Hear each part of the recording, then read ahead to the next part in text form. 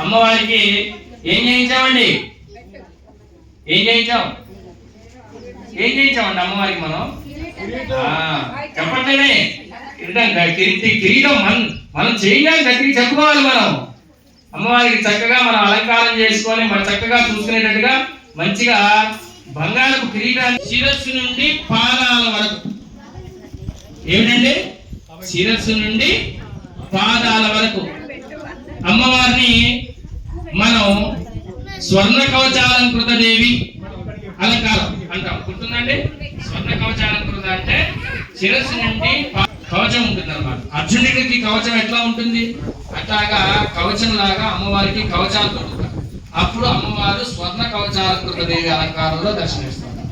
కాబట్టి ఆ యొక్క అమ్మవారికి శిరస్సు నుండి పాదాల వరకు మనం చేసేటువంటి క్రమంలో కొద్దిగా మొదటగా మనం శిరస్సుకి కిరీటాన్ని ఏర్పాటు చేసుకుంటాం.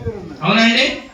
అదేవిధంగా ఈ సంవత్సరం దసరా నవరాత్రుల వరకు అమ్మవారికి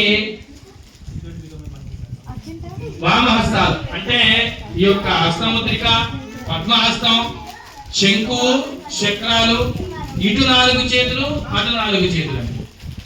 దానితో పాటుగా వాహనమైనటువంటి వరకు మొన్న మన కిరీటం చేసినటువంటి వాళ్ళ ద్వారా కానీ లేదా వేరే వాళ్ళ ద్వారా కానీ మనం పిలిపించి వాళ్ళకి అన్ని కూడా అమ్మవారి యొక్క అచ్చులు అంటే సైజులు ఇప్పించి వాళ్ళని పంపించడం జరిగింది.